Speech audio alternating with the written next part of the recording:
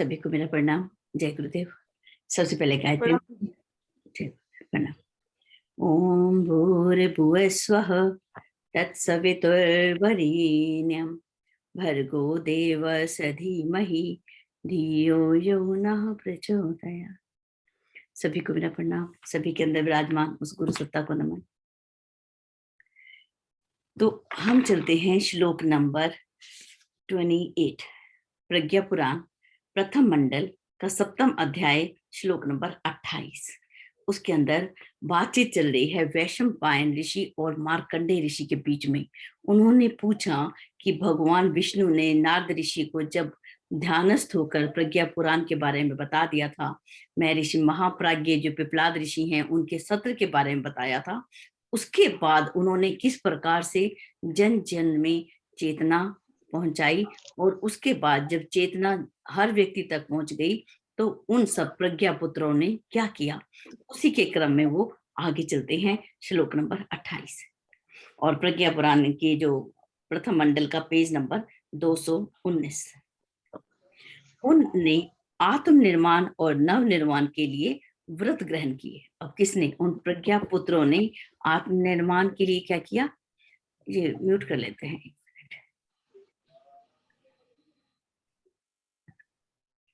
तो उन्होंने क्या किया? उन प्रज्ञा पुत्रों ने आत्मनिर्माण और नव निर्माण के लिए व्रत ग्रहण किए। अब यहाँ पे अभी अभी हम व्रत पढ़ रहे थे।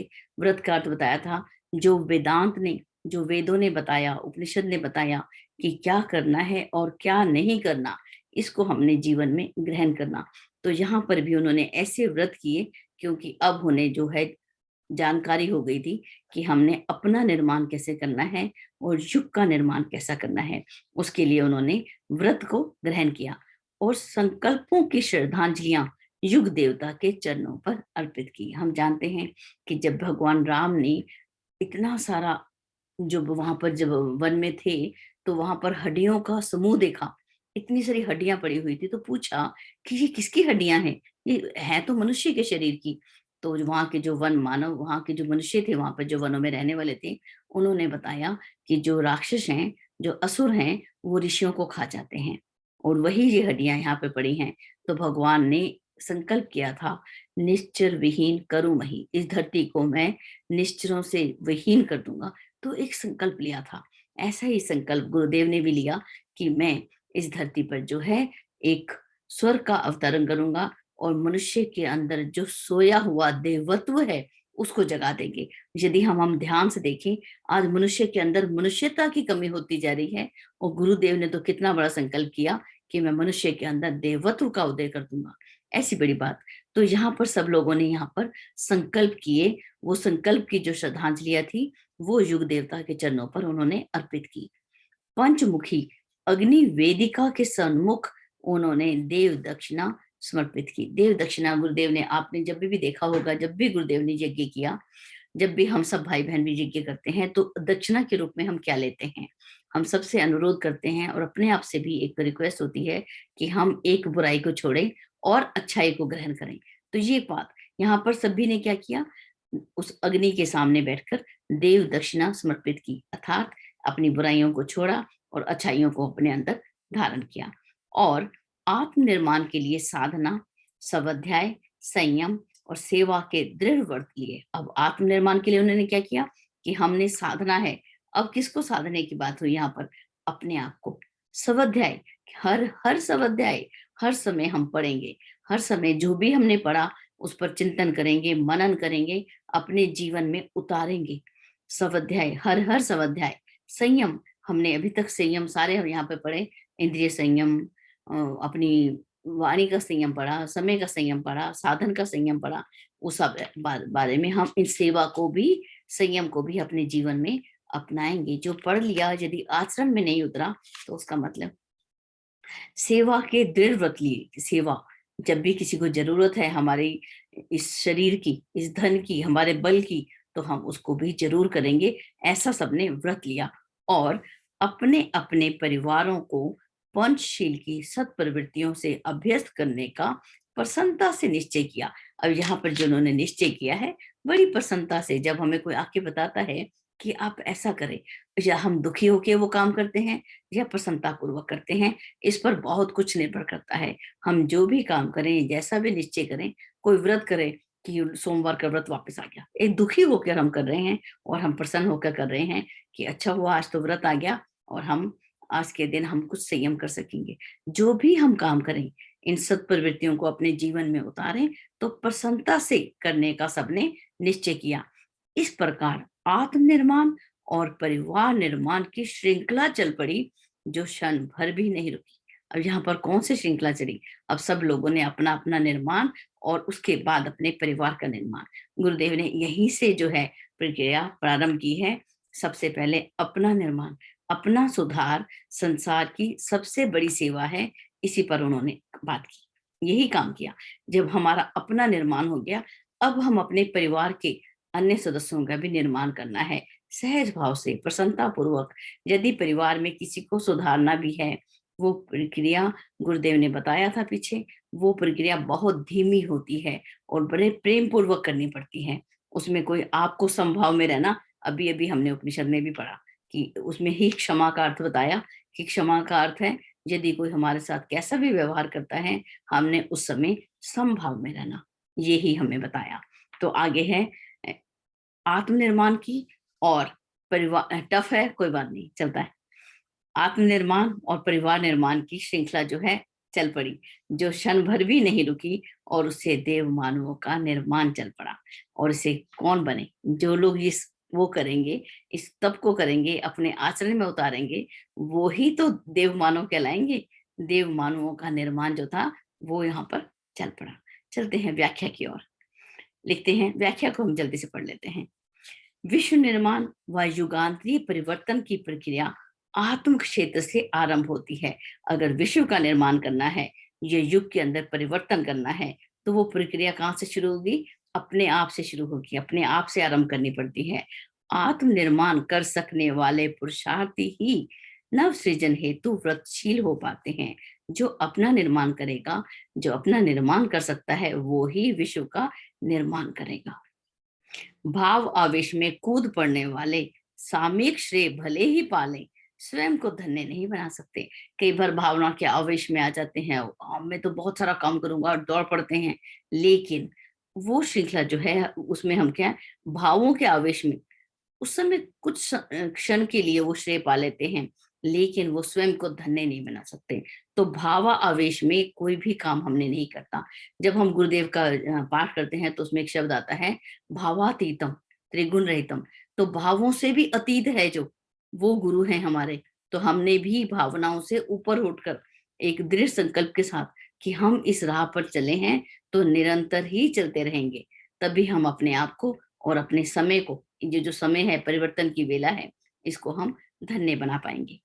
अगला पैराग्राफ, हमेशा महामानव अपने तथा अपने परिवार में सत प्रवृत्तियों का समावेश करके ही अपनी अग्रगामी भूमिका सार्थक करते आए हैं।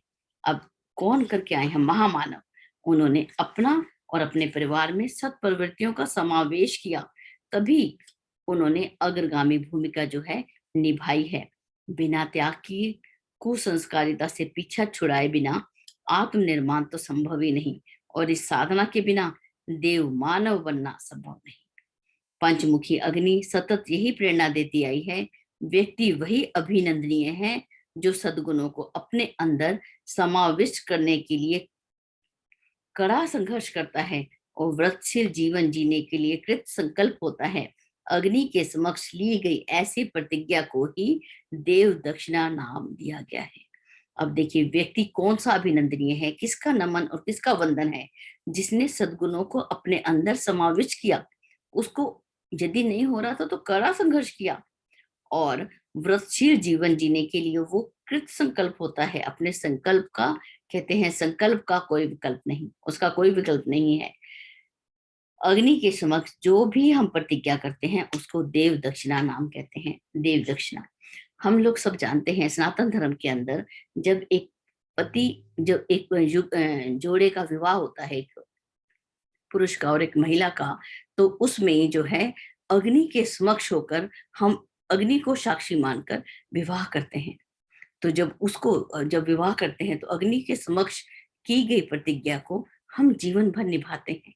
और जब हम दूसरे और भी तरीके से अगर देखते हैं कि उस व्यक्ति ने वैसे शादी की, तो कई बार हम देखते हैं कि वो जो विवाह है वो सफल नहीं देखते। लेकिन जो अग्नि के समक्ष बैठकर हम अग्नि के सामने जो प्रतिज्ञा करते हैं, तो उसमें समभाव बनाए रहते हैं, क्योंकि हमने एक बड़ी प्रतिज्ञा की है, और वो भी अग्नि के समक्ष। अग्नि के समक्ष जो प्रतिज्ञा है, और अग्नि के समक्ष रहने से हमारा कैसे उद्धार होता है, या हम अपने जीवन को कैसे उत्कर्ष बनाते हैं, उसके लिए ये जो एक अगला पैराग्राफ दिया गया, उसको बड़े हम ध्यान से पढ़ेंगे। पंचमुखी यज्ञ की अग्नि और उससे प्रेरणा। जो अग्नि है वो हमें प्रेरणा देती है। किस प्रकार से, इसको हम पढ़ते हैं। यजुर्वेद का, ऋग्वेद का प्रथम ही मंत्र इस लाइन को बताता है कि यज्ञ अग्नि को वेदों में पुरोहित मार्गदर्शक कहा गया है। अग्नि को क्या बोला गया है? पुरोहित की संज्ञा दी गई। पुरोहित कौन होता है? जो हमारे परिवार का हित करता है, हमारे राज्य का। आपने देखा है ना, पुरोहित को हम घर में बुलाते हैं मार्गदर्शक के रूप में। तो यज्ञ की अग्नि को पुरोहित नाम से कहा गया है। इस यज्ञ अग्नि रतन राशि से संपन्न व्यक्ति ही देव मानव बनते हैं। इस कथन की सच्चाई असंख्यों महामानवों द्वारा अपनाई गई जीवन नीति और उसकी परिणति को देखकर सहज ही जानी जाती है। पंचमुखी अग्नि की शिक्षाएं, प्रेरणाएं इस प्रकार की हैं। देखिए, हम इसकी शिक्षाओं पर चलते हैं सीधा ही। पंचमुखी यज्ञ अग्नि की कई परोक्ष शिक्षाएं हैं, जैसे कि देखिए, अग्नि हमें क्या शिक्षा देती है। अग्नि जब तक जीवित है तब तक गर्म और प्रकाशवान है। अग्नि की जो पूजा करते हैं उनको सक्रिय और प्रकाशवान बनकर रहना चाहिए। कैसे रहना चाहिए? अग्नि की तरह गर्म, शरीर गर्म और मस्तिष्क ठंडा। ठीक है, अग्नि की तरह हमें गर्म रहना चाहिए, सक्रिय रहना चाहिए और प्रकाशवान बनकर रहना चाहिए। अग्नि के निकट जो भी जाता है वह उसी के तत्सम बन जाता है। अग्नि के निकट जो भी गया, तो अग्नि के अंदर हम कुछ भी डाल देते हैं तो वो वैसा ही रूप ले लेता है। अग्नि के अंदर संविदा डाल दी हमने, कागज डाल दिया, ऐसे कुछ भी डालते हैं तो अग्नि का ही रूप ले लेता है। अग्नि क्या है? सबको अपने जैसा ही बना लेती है, आत्मसात कर लेती है। तो हमारा भी ये प्रयास हो कि हम जो भी हमारे समीप आए, हम उनको अपने आत्मसात करते चले जाएं। ठीक है, और स्वयं भी, अब जैसे हम गुरुदेव से जुड़े तो गुरुदेव के हम समर्पण कैसा रहे? हमारा ईंधन की तरह। जब हम गुरुदेव को ईंधन की तरह, वो एक विशाल अग्नि है, जब हम उनको हम समर्पित करते हैं तो हम स्वयं ईंधन बन जाएं और उनके जैसे ही हो जाएं, तत्सम बन जाएं, उनके जैसे ही हमारा जीवन भी गुरु के अनुशासन में गुरु की तरह ही हो। हमें चंदन वृक्ष की तरह संपर्क में आने वाले को भी ऊंचा उठाने का प्रयास करना है। जैसे चंदन का वृक्ष है, जो उसके संपर्क में जाता है तो वो भी खुशबू से भर जाता है और दूसरों को भी खुशबू देने लग जाता है। तीसरा जो है, अग्नि का मुख कभी नीचा नहीं होता, दबाव पड़ने पर भी ऊंचा ही बना रहता है। अग्नि पुरोहित के इस उदाहरण उपदेश का आह्वान करके हमें भी अपने व्यक्तित्व को निकृष्ट नहीं बनने देना चाहिए। अग्नि का मुख, हम अग्नि ज्योत जो है, अग्नि जो जल रही हो उसको दबाने का प्रयास करो। कितना भी आप दबाइए, वो साइडों से ऊपर की ओर उठना शुरू हो जाएगी, वो नीचे कभी भी नहीं जाएगी। तो हमारा भी मस्तिष्क कैसा होना चाहिए? हमेशा हमारे में स्वाभिमान होना चाहिए। ये यहाँ पर बताया जा रहा है कि हमारा व्यक्तित्व, हम ऐसा कोई काम ना करें, कोई भी काम ऐसा नहीं हो कि जिसके कारण हमारा मस्तिष्क जो है वो लज्जा से या शर्म से नीचे की ओर झुक जाए। तो हमें भी अग्नि की तरह अपने मस्तिष्क को ऊपर, अपने चिंतन को श्रेष्ठ, अपने आचरण को श्रेष्ठ बनकर हमें चलना है। आगे करते हैं। इसका जो चौथा उपदेश है, नंबर 4, अग्नि को जो भी प्राप्त होता है उसे अपने लिए संग्रह नहीं करता, वरन तत्काल विश्व वातावरण में वितरित कर देता है। हमें संग्रही नहीं, उदार परमार्थ रत होना चाहिए। अग्नि के अंदर आप कुछ भी डाल दो तो क्या अग्नि अपने पास संचय कर लेगी कि नहीं नहीं इसको रख लेते हैं कल जलाएंगे? अग्नि अपने आप से, उसके अंदर कुछ भी डाल दो, वो उसका संग्रह नहीं करती। वो जैसे हम यज्ञ करते हैं, यज्ञ का जो महिमा है अनंत बताते हैं। तो यज्ञ जब हमने किया तो उसके अंदर जो जरा सा घी डाला तो उससे क्या हुआ जी? तो जब हमने उसमें यज्ञ में हमने घी डाला तो वो घी अपने पास रखती है या पूरे वातावरण में उसको सूक्ष्म रूप में सब तक पहुंचा देती है। यदि इसका एक प्रैक्टिकल करना हो तो थोड़ी सी अग्नि जलाना घर में और थोड़ी सी मिर्ची डाल देना। तो अपने घर के सबसे पहले तो आप खांसने लग जाएंगे और आपके परिवार के लोग, और इतने में पड़ोस में भी आ जाएंगे कि दीदी क्या कर रहे हो, आज तो पूरे पूरे जो वातावरण में खांसी ही खांसी हो रही है, कुछ जला दिया क्या? पड़ोसी भी आके पूछने लग जाते हैं। तो अग्नि तो रखती ही नहीं अपने पास। आप उसमें घी डालिए, यज्ञ की सामग्री डालिए, इसके अंदर कुछ भी डालते हैं, उसको अपने पास नहीं रखती, उसका सूक्ष्मीकरण करके वातावरण में फैला देती है। और हमारे जो विचार हैं उसके ऊपर भी हमने ध्यान रखना है। ये विचार भी एक प्रकार का यज्ञ है। जब हमारे विचार कुविचार होते हैं, वो भी बंद कमरे में बंद नहीं रहते, वो भी फैल जाते हैं, कभी नहीं रुकते। ये विचार एक सूक्ष्म स्तर का कर्म बताया गुरुदेव ने, इसमें यही लाइन लिखी थी, विचार जो है सूक्ष्म स्तर का कर्म है, उसको भी हमने पूरा ध्यान रखना है। यदि एक बुरा विचार आ गया तो सद्विचारों की सेना लगा देनी है, बिल्कुल उसको, क्योंकि उसका भी सूक्ष्मीकरण होता है हमारे विचार। आप अंदर मन में बुरा भाव रखो तो सामने वाले को मालूम हो जाता है, चाहे आप मुंह से नहीं भी बोल रहे, लेकिन दूसरे को मालूम हो जाता है। बिल्कुल अग्नि की तरह। अब इसमें क्या बोला, हमें संग्रह ही नहीं, उदार होना चाहिए। तो आगे देखते हैं, यज्ञ अवशिष्ट भस्म है, जो बताती है जीवन का समापन भस्म अवशेष में रह जाता है। अब हमने यज्ञ किया तो उसके बाद क्या बचा, एक भस्म के रूप में हम देखते हैं। उस भस्म को हम जो है मस्तक पे लगाते हैं, कंधों में, हृदय में लगाते हैं। तो उसके लगाने का भी महत्व है। एक समझाया जाता है कि जो जो शरीर है ये नश्वर है, जिस हमेशा नहीं रहना, नश्वर है। धरती पर कभी भी हम कोई काम करें तो उसमें उस नश्वरता को हमने अपने ध्यान में रखना है कि शरीर जो है नश्वर है। मालूम नहीं है कि कल सुबह हमने उठना है या नहीं उठना। तो आज किसी तरह से भी हम किसी को अपने वाचिक, मानसिक और शारीरिक रूप से हम किसी को कष्ट ना दें। तो ये हमें जो है यज्ञ की जो भस्म है वो हमें बताती है। इसीलिए आगे लिखते हैं गुरुदेव, न तो वैभव का गर्व करना चाहिए, ना लोभ करना चाहिए, मोह से ग्रस्त नहीं होना चाहिए, और ना ही अपनी मृत्यु को भुलाना चाहिए। अपनी मृत्यु को हमेशा याद रखना, एक ईश्वर को याद रखना, एक अपनी मृत्यु को याद रखना, इन दो चीजों को कभी नहीं भूलना चाहिए। जो इतना कर सकेगा उसके जीवन की सार्थकता में संदेह नहीं रह जाएगा। ये सारी जो अग्नि ने जो हमें शिक्षाएं दी, अग्नि ने कौन सी शिक्षाएं दी? सबसे पहली, अग्नि जब तक जीवित है तब तक गर्म है, प्रकाशवान है। और इसी प्रकार से जो अग्नि की पूजा करते हैं उनको भी सक्रिय और प्रकाशवान बन के रहना चाहिए। जब भी हम सुबह उठें, तो जब हम अग्नि जलाते हैं तो कई बार तो ऐसा होता है, हम सुबह उठकर ही पहले ही हम नहा धोकर एक दीपक जला देते हैं। लेकिन आजकल कभी ऐसा भी होता है कि घर में कोई जरूरत पड़ गई, माता जी ने कुछ मांग लिया, तो उस समय हम सब जल्दी से आके गैस जलाते हैं और अपने माता जी की सेवा के लिए काम में लग जाते हैं, स्वयं को चाहिए कुछ।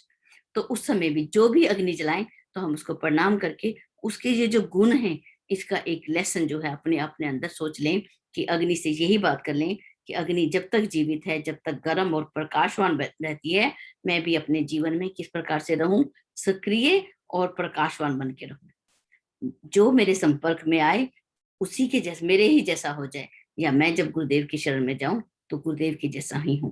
इस बात को हमने अपने एक, जैसे हम पाठ करते हैं, एक निरंतर चिंतन के रूप में वहीं पर लिख के रख लें। अग्नि का मुंह कभी नीचा नहीं होता। तो हमारा स्वाभिमान हमेशा ऊपर रहना चाहिए, हमें स्वाभिमानी बन के रहना चाहिए। और स्वाभिमान की शिक्षा कोई दूसरा नहीं देगा। आपको अपने स्वाभिमान की रक्षा स्वयं करनी है। हम अपना आचरण, हमारा व्यवहार, हम किस प्रकार से दूसरों से व्यवहार करते हैं, वो एक स्वाभिमान का ही परिचय देता है। तो हमारा जो है मुंह कभी नीचे नहीं करना चाहिए। अग्नि को जो भी मिलता है उसका संग्रह नहीं करता, वो दूसरों को बांट देता है और विश्व वातावरण में किस प्रकार से वितरित कर देता है। हम मनुष्य हैं, हमें अपने जीवन में एक अंश जो धन हम कमाते हैं उसमें हमें अपने घर के काम में लगाना है। एक अंश का हमें बचत भी करना है, आपातकाल में हम कहाँ जाएंगे, एक बचत भी करना है। और एक अंश जो है, गुरुदेव ने तो कभी कहा ही नहीं कि मुझे सारा दे दो, अपनी जो कमाई का सारा हिस्सा आप लोग दे दो, ईश्वर चंद्र विद्यासागर की तरह, कि 50 रुपए आप खर्च करो, 450 समाज में लगा दो। गुरुदेव ने तो उल्टा बोला कि एक मुट्ठी अनाज, 1 रुपया रोज का यदि आप एक घट में डालते रहो और उसी से विश्व का निर्माण हो जाएगा। ज्यादा बोला ही नहीं। और इस प्रकार से हमें संग्रह ही नहीं, उदार होना चाहिए। ठीक है, ये हमारे आचरण में आए। यदि हम संग्रह की भावना नहीं हो, तो आज हमारा जो अनाज है वो गोदाम में पड़ा पड़ा खराब नहीं होना चाहिए। जो दवाई है वो मनुष्य के, हर मनुष्य तक इजी अप्रोच होनी चाहिए, हर व्यक्ति को वो सुविधाएं मिलनी चाहिए। इस बात को हमें ध्यान रखना है। और यज्ञ अवशिष्ट, जो यज्ञ के बाद बचता है वो भस्म, हमारा शरीर जो है नश्वर है, वो हमारा रहेगा नहीं। और आपको एक बात बताऊं कि जब आत्मा है, क्या हम आत्मा से काम कर लेंगे यदि शरीर नहीं होगा तो? ये शरीर तो एक साधन के रूप में दिया। जब शरीर ही नहीं तो हम क्या सेवा कर सकेंगे और क्या समाज का निर्माण कर सकेंगे या अपने परिवार का निर्माण कर सकेंगे? हम कर ही नहीं सकेंगे। इसीलिए शरीर जो है बड़ा दुर्लभ बताया, और इसकी पूरा ध्यान रखना है। इसका इसका बिल्कुल इसको स्वस्थ रहना चाहिए। इसमें कोई बीमारियां नहीं होनी चाहिए। हाथ पैर अंतिम समय तक सब चलने चाहिए। ऐसा नहीं है कि उंगली रुकी गई सीधी खड़ी हो गई, नहीं, बिल्कुल नहीं। उसकी मसाज कीजिए। कहीं भी आपको शरीर में प्रॉब्लम आ रही है तो स्टडी करो। यूट्यूब के ऊपर बड़ा आसान तरीके से स्टडी करने का, आज के समय में अपनी बीमारी से पार पाना बहुत आसान है। योग और इससे हम जुड़ ही चुके हैं। अब मान लो, एक बार अपना ही उदाहरण दूंगी कि एक बार क्या हुआ कि मुझे मेरे बिल्कुल हिस्से में बहुत पेन आ गया, दर्द आ गया।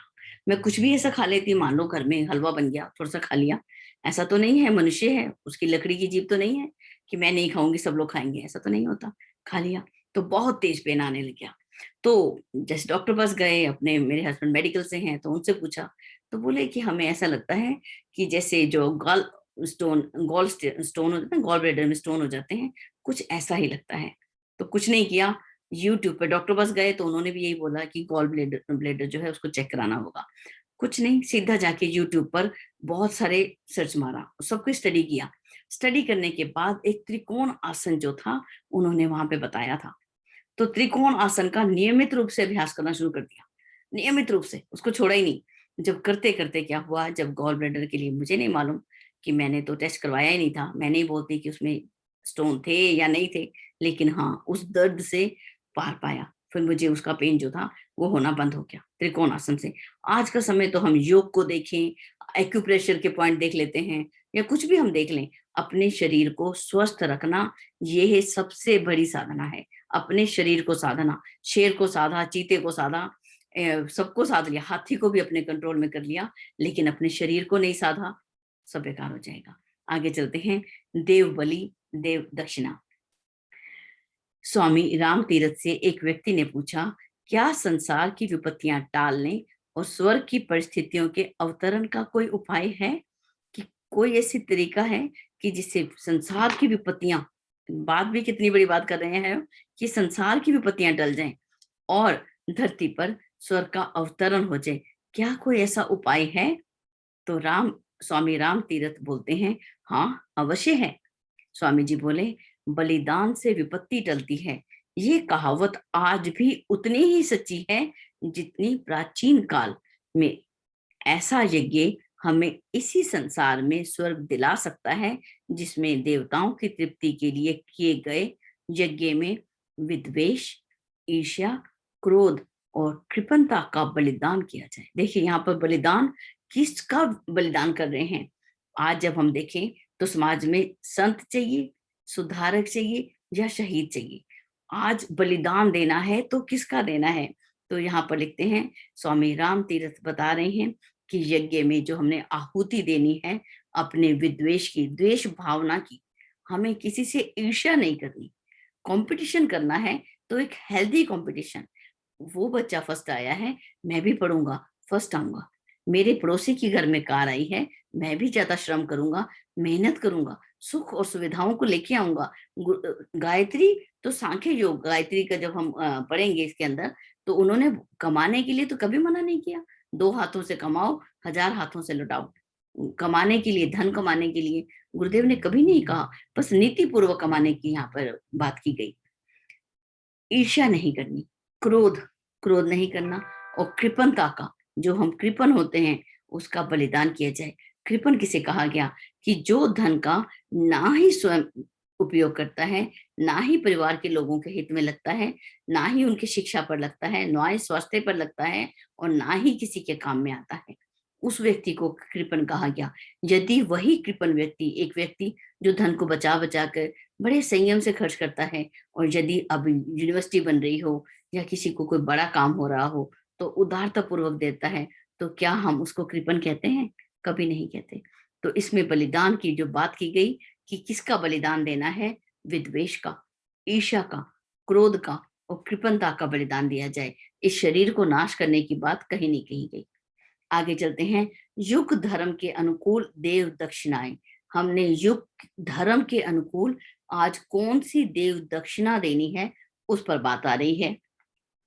लिखते हैं, सत्प्रवृत्ति संवर्धन की देव दक्षिणाएं कुमारी भट्ट ने संस्कृति के पुनरुद्धार व वैदिक मान्यताओं के प्रचार प्रसार के रूप में, अब इन्होंने किस रूप में देव दक्षिणा दी?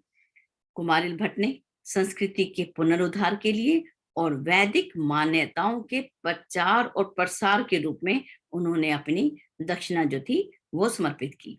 स्वामी विवेकानंद ने विश्व का धर्म व मानव धर्म के विस्तार के रूप में उन्होंने अपनी दक्षिणा दी। आदि शंकराचार्य ने जागृति केंद्रों की स्थापना की व अध्यात्म क्षेत्र में छाई मूढ़ मान्यताओं, विवेकहीन प्रचलनों के शुद्धिकरण के रूप में युग धर्म की आवश्यकता अनुसार प्रस्तुत की। स्वयं अपने जीवन में परिवर्तन लाने के अतिरिक्त ऐसे नवरत्न अपने परिवार को भी उस सांचे में ढालते हैं और पारिवारिक रूपी पंचशीलों को अपनाकर अन्यों के लिए अनुकरणीय उदाहरण बनते हैं। बाबा नानक एक जगह से दूसरी जगह पर क्या काम करते थे? धर्म के अंदर फैली हुई बुराइयों को निकाल निकाल कर उसको बाहर छोड़ देना। हम सोचते हैं कि क्या ये जो बुराई का विरोध कर रहे हैं तो उसका क्या अर्थ हुआ? अब मान लीजिए, जब एक बार बाबा नानक ने विरोध हुआ कि सूर्य को जो जल चढ़ा रहे हैं, तो क्या सूर्य तक वो जल पहुंचता है? ये हम कोई भी नहीं जानता वो जल सूर्य तक पहुंचता है या नहीं पहुंचता, लेकिन यहाँ पर जो एक अलंकार के रूप में था, हमने जो सूर्य को अर्घ्य दिया, उसका अर्थ है कि हमने अपने ज्ञान को अपने तक नहीं रोकना, उसको अर्घ्य के रूप में विसर्जित कर देना है, सबके अंदर उसको बांट देना है। जो हमने धन कमाया, जो अंश है, उससे भी हमने दूसरों को लाभान्वित करना है। एक यज्ञ, एक जो एक देने की प्रक्रिया, एक देने का भाव हमें सिखाया जाए। जब हम देखते हैं आर्य समाज में दयानंद सरस्वती जी ने मूर्ति पूजा का विरोध किया, तो मूर्ति तो गुरुदेव ने प्रज्ञा पुराण में लिखा कि मूर्ति का जो विरोध हुआ उसमें बिल्कुल स्पष्ट है कि मूर्तियां किस लिए थी। मूर्तियां एक पाठ्य पुस्तक थी। पहले समय में जब कागज नहीं था, पेंसिल नहीं थी, तो एक पत्तों के ऊपर, ताम्र के पत्तों पर लिखा जाता था। तो वो उस समय कितना लिखा जाता, उसकी कैसे व्याख्या होती, तो उस समय क्या हुआ कि पत्थरों की मूर्ति ही बना दिया। तो पत्थरों की मूर्ति से पढ़ाया जाता था। पढ़ाने के लिए कुछ ना कुछ तो चाहिए, संकेत के रूप में बताया जाता था। एक प्रतिमा जो थी, बिल्कुल एक श्लोक है, आपको मैं लिख कर रखूंगी, पढ़ के बताऊंगी। तो उसके अंदर ये एक श्लोक के अंदर गुरुदेव ने बोला कि जितनी भी मूर्तियां थी पाठ्य पुस्तक की थी। वही दयानंद सरस्वती ने भी बताने का प्रयास किया। अब जब गुरुदेव ने गायत्री माता की मूर्ति बनाई, तो उसका क्या भाव था कि उसके हाथ में कमंडल है, निरंतर वेदों हैं, वेदों का स्वाध्याय, जल की तरह निरंतर चलना, एक हंस के ऊपर बिठा दिया, मतलब विवेक को धारण करना। अभय मुद्रा, अभय मुद्रा सबको, कि हमारे पास जो भी व्यक्ति आए तो अभय होके आए, निर्भय होके आए, और हम भी जब ईश्वर के पास जाएं तो निर्भय होके जाएं। हम निर्भय होके कब जाएंगे? जब हमने कोई गलतियां नहीं की होंगी, हमने कोई ऐसा काम नहीं किया होगा कि जब हम भय नहीं है, जब हमें डर ही नहीं है, तो घर पे अगर पास पड़ोस में पुलिस आ भी जाती है तो हमें तो निर्भय होते हैं ना कि ये मुझे क्या कहेगा, मैंने तो कुछ किया ही नहीं। तो हम भी अभय का जो दान है वो किया, और आज हम अपनी दक्षिणा किस भाव से दे रहे हैं, इस पर भी हम लोगों ने पूरा ध्यान रखना है। एक उदाहरण रूप में हमने अपने जीवन को, क्योंकि जब हम चलें तो हमारे पद चिन्हों पर हमारे बच्चों को अभिमान हो। ठीक है, आगे चलते हैं। निर्माण परिवार का और समर्पण समाज को। देखिए, मदालसा ने अपने 4 बच्चों को सुयोग्य बनाया, उन्हें समाज को समर्पित किया, और उसके बाद ही वो संन्यास धर्म में प्रविष्ट हुई। अब देखिए, उन्होंने अपने 4 बच्चों को सुयोग्य बनाया, उन्हें समाज को समर्पित किया, उसके बाद ही उन्होंने संन्यास आश्रम को ग्रहण किया। ज्ञानेश्वर के पिता ने गुरु की आज्ञा अनुसार संन्यास धर्म से गृहस्थ आश्रम में प्रवेश किया। आगे पारिवारिक सुसंस्कारिता का संवर्धन कर 4 संतानों को जन्म दिया। धर्म संस्कृति को ऊंचा उठाने वाली इन 4 उच्च स्तरीय आत्माओं को समाज को सौंपकर वे फिर संन्यास धर्म में प्रविष्ट हुए। अब ज्ञानेश्वर ने क्या किया, उनके पिता ने गुरु की आज्ञा अनुसार उनको संन्यास धर्म में पहले से थे, वहां से उनको गृहस्थ आश्रम में प्रवेश कराया और उसके बाद परिवार को उन्होंने सुसंस्कारी बनाया और 4 संतान को जन्म दिया और वो संतानों को उन्होंने समाज के कल्याण में लगाकर वो फिर से अपने जीवन को कहाँ ले गए, संन्यास आश्रम की ओर। मनु संन्यास लेने की जल्दी में थे, उन्हें पहले अपना वो परिवार का निर्माण कर सूत संस्कृति उत्पन्न कर फिर मोक्ष प्राप्ति की साधना करने का आदेश मिला कि सबसे पहले अपना उद्धार, अपना निर्माण और उसके बाद अपने परिवार का निर्माण, फिर समाज का निर्माण और फिर राष्ट्र का, विश्व का निर्माण वो अपने आप ही होता जाएगा, उसके लिए हमें कुछ नहीं करना। ऐसी व्रतशीलता और नव सृजन के संकल्पों से समाज में सत्प्रवृत्ति रूपी प्रकाश फैलता है और दुष्प्रवृत्तियों का अंधकार स्वतः मिटता चला जाता है। देखिए अब किस प्रकार से इसमें प्रकाश फैलता है और दुष्प्रवृत्तियों का जो अंधकार है वो अपने आप ही मिटता हुआ चला जाता है। श्लोक नंबर 33।